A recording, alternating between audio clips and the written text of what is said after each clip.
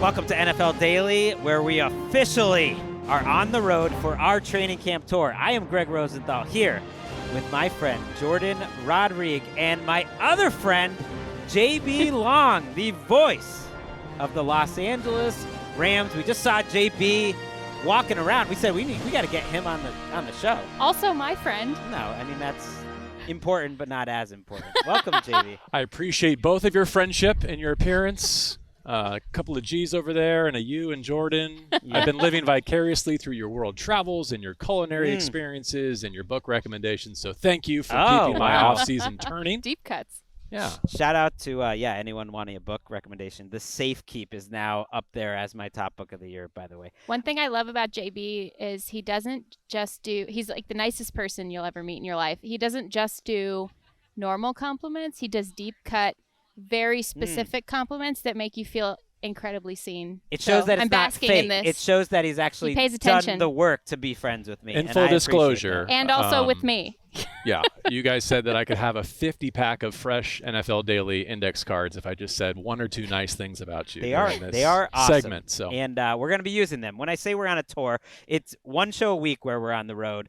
All the teams that are in the Los Angeles area, except for the Chargers, because we know you guys hate the Chargers. So we got the Saints next week, and we got the Cowboys in a couple weeks. So looking forward to that. This show, we're going to talk a little bit about the NFC West overall. We're going to have some great guests that are with the Rams. Les Snead will be joining us, the general manager of the Rams, the offensive coordinator, Mike LaFleur, and cornerback Darius Williams. Looking forward to all that. And before we get to the NFC West talk, just because I like to just make sure that the listeners are totally covered. A couple little items of news we'll hit before we talk NFC West.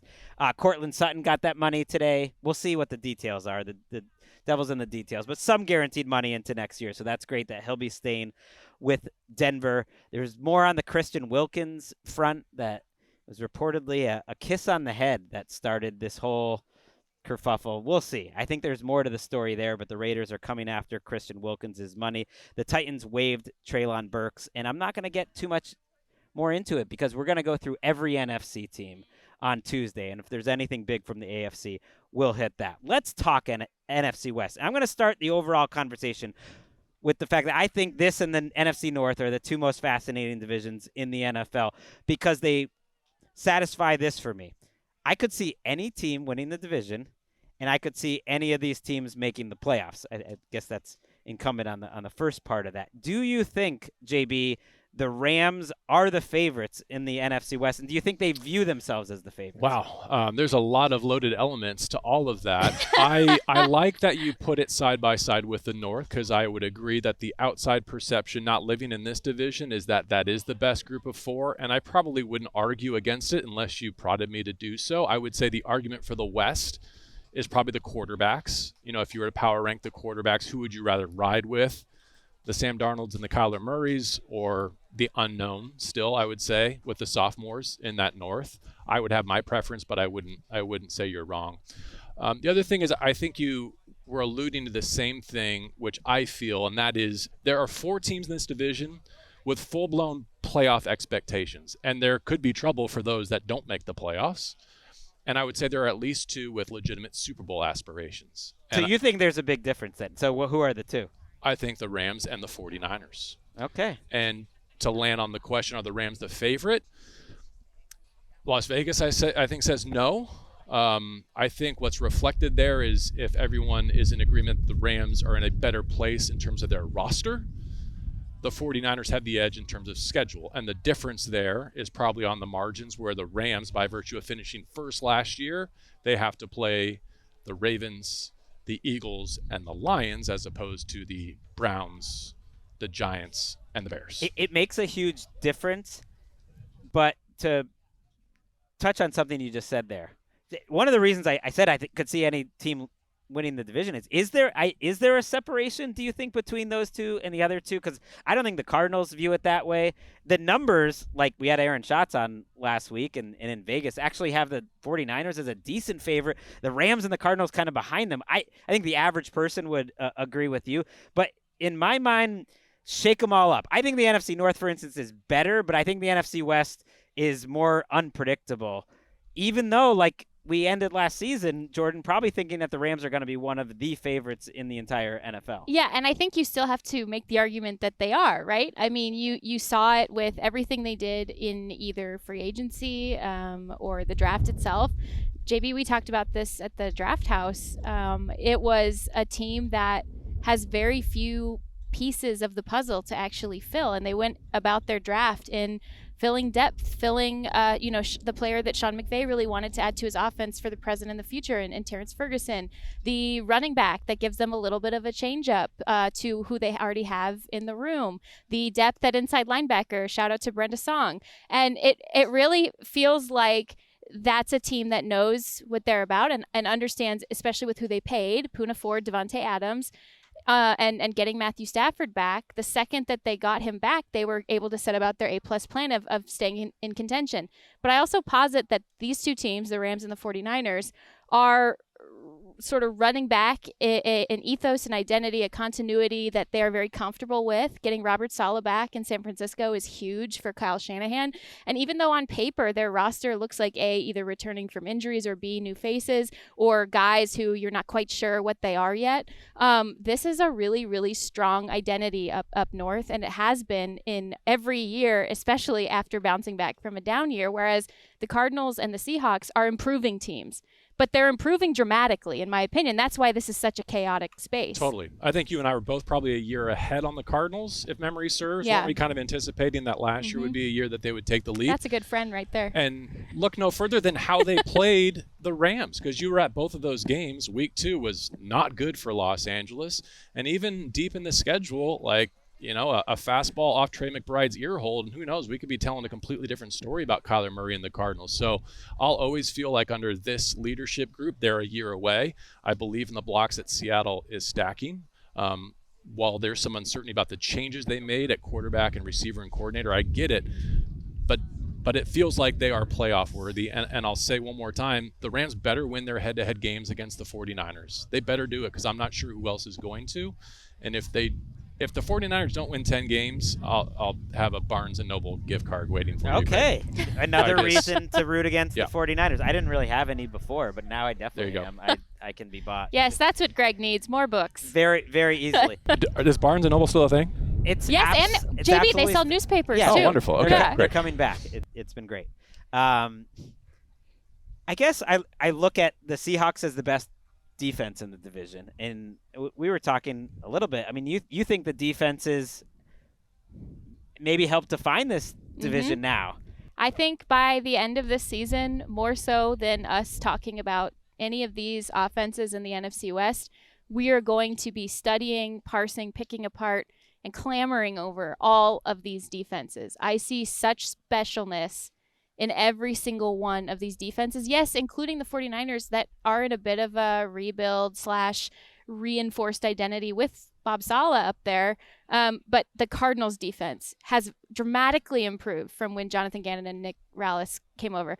Everybody knows their role. They know what works. They practice against one of the more multiple and physical teams in the entire NFL, let alone the NFC West. The Rams defense is so much fun. Young stars everywhere. They finally got Poona Ford, who they've been coveting for like so many years at this point, as you know, JB, and they are. I mean, they could have just like paid him $3 or $4 million like at many points right. along the way. So yes, I don't want to hear that. Yeah. Yes, they could have, but it's not always their call. Okay. And so, but it's a really exciting group. This front seven especially is so exciting. They're going to be doing a lot of really interesting things under Chris Shula. You started seeing it coming along. That hybridization of the Fangio system plus what Chris Shula likes to run, plus some of this Minter McDonald system as well. It's mashing it all together and seeing what works with these hyper athletes. And I love what Seattle's done on defense. I think that they're going to be one of the best defenses in the league, but they also have to portend with the rest of the NFC West. And that's why I think we're going to be talking about the defensive mastery and evolution of these groups and what they can inform for the rest of the league after the season ends. Small sample size alert, but I think from the Rams lens, you have to hope that even if Seattle does continue to take strides defensively, and I believe they will, whether it was in Baltimore a couple of years ago or in a couple of games head-to-head, Sean McVay and Matthew Stafford and even Jimmy Garoppolo have had offensive success against Seattle, so they have to hope that continues. And then we know who's playing quarterback there now, and that did not go Sam Darnold's way last January. Right. Look, Sam Darnold and their offense is probably the biggest question. Probably the worst side of the ball in this entire division is maybe the Seahawks offense, which is crazy because they could be average or above average. But I look at all the other groups as above average. I just worry a little bit. My daughter roots for the Rams, and I do worry about expectations and how a couple of years ago the Rams came into the season without a lot of expectations. And last year there were certainly more. And I think they felt good about how this season went overall and that they were right there with the Eagles. You hear them talking a lot about that this year. And that this year you get the tougher schedule. You got the expectations. I hear my friend Nick Wright saying they're like a top 5 team in the NFL. That all like makes sense to me. Their quarterback is not practicing yet. He's 37 years old. Like that's a little bit concerning. And I don't see and I'm putting my cards on the table. I just don't see much of a difference between 1 and 4 here. Like it's the NFL, and yeah, on paper, like there are things high level that the Rams should feel better about than some of the other teams, certainly their coach and if their quarterback's healthy. But that was the worst regular season I think I've seen out of Matthew Stafford in a while. And I just think the other teams are good. Like if I'm power ranking, I'd have to do the list. I think it's 4 of the top 12 to 14 teams in the entire NFL. And none of them to me are at the, Bills or Ravens, Chiefs type of level. So that's what I worry about for you and all these people here as a Rams. Of all the things you said, and there are legitimate concerns, I think the range of outcomes is still pretty wide for the 2025 Los Angeles Rams. But of all the things you mentioned there, the thing that concerns me least is the expectations piece. Because of the leadership of this organization, because of the veterans that they have in that room, because of how good the vibes are here, and the fact that I've seen them go to the Super Bowl a couple of times during years in which they were expected to be good and deliver on expectations. And this is Los Angeles, and they've had a pretty good run here of sustained expectations. Fiery, and I like it. I'm not totally disagreeing with you. I think you made some really good points, but I would actually add one thing to your list. I think that they're better at handling high expectations because of what they went through in 2022, when expectations to quote unquote run it back were as high as possibly could be, maybe even higher than when they first traded for Matthew Stafford before anyone had ever seen like the incredible like alien things he could do with the football out in LA. And the expectations were with the contracts that they executed, with the people that they went after very quickly in the offseason, were to run it back, and then it imploded. But I think that because collectively a lot of the people here in the front office, on the scouting staff, some on the coaching staff, especially who he's got as his defensive coordinator, assistant head coach Aubrey Pleasant as well, some of the things that they went through together, they understand, I think, the danger of those high expectations and maybe some of the traps along the way to avoid. There aren't many shows that can make me feel imposter syndrome when talking about the Los Angeles Rams, but this is the one with Jourdan and Gregg for sure. Stop it. He is the spot voice. on as always. Yeah, she mentioned the front office of the Rams. We're going to hear from Les Snead in just a second, but before we let go of JB, you're here every day. Jordan's been here as well, but is there just like we miss her on the day she's not? Is there we're rooting for her. Is there like a Thank player you, or a little bit of a trend that you'd like to tell our listeners about that you've seen that you find interesting, just something to maybe watch about this? I mean, the low-hanging fruit, but do you want to talk to Devontae Adams at all here? If you want. If let's looking, talk about him playing he's looking fresh. more than his numbers would say, yes, but playing more than I think the outside would expect out of the slot. I'll be very curious to see how the Rams deploy him this year, and I think they have a lot of optionality there. I do think this group, as currently constituted, has a chance to be the best pass-catching unit the Rams have had since OBJ crumpled to the turf at SoFi in their Super Bowl win. I think it fits. I think they have a really high ceiling. And I think as it pertains to the NFC West, which I know is kind of the premise of this conversation, I think you could tell another story of this division purely by looking at tight ends, which is one of Jordan's favorite things to do. Let's rephrase that a No, little I bit. think it's great. Sorry. I think it's great. Poor verbiage. But like, you got She was the one who got weird about it. you got the I had to try to catch him. He's so nice. I just had to try to catch him now off I'm guard blushing. just a Thanks, little Jordan. bit. You got a future Hall of Famer. You got a guy who was, I think, the highest paid tight end in football for a minute. You've got two other teams that drafted rookies in this class, and specifically with respect to the Rams, you had the the least productive group in the entire National Football League until Tyler Higbee came back. To see him out here healthy, to move away from Cooper Kupp and to be bringing in Davante Adams. How much do you use tight ends? In what capacity? I think that's all to be determined, and maybe your future guest on this show will give you some insight there. No, I love that point, and they have the second-round pick, Ferguson, and look, I agree with you. I think it could be better than that receiver group in the Super Bowl, because the one thing about the last few years I haven't understood is people talking about that, like, Davante Adams has slipped. If he has, like, it's slipped to still being a top 15 receiver. So having those two wideouts together alone makes them as good a group as possible. And then the depth, I think, at the tight end position, and obviously Tutu's been here. Well, that's what Sean McVay said, right? JB, he wanted to be more versatile, more multiple on offense than he was able to be over the last couple of years. And we say, wow, that's an interesting comment to make, because they did get way more multiple in the run game. They got way more versatile in the run game.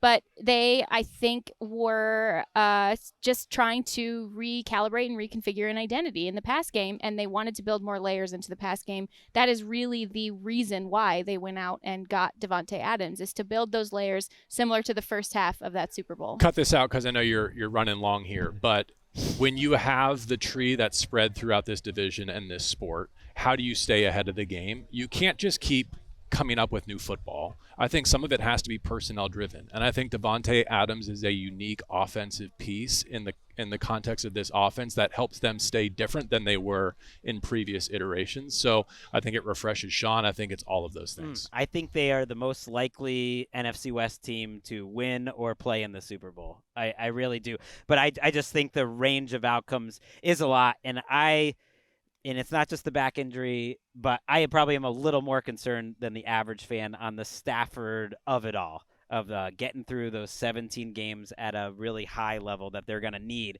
to win those regular season games, because it's so difficult. We will see. It is hope season. It is beautiful out here. You can feel the ocean breeze. I mean, you guys better stay at LMU long term. I don't think you're going to, but I love this. Let's cosign. Yeah, yes, right. I know. You literally Yes. walked here, and you Yes. do to camp every day. It is a home game for JB. Let's take a quick break, and we will hear from Les Snead on the other side.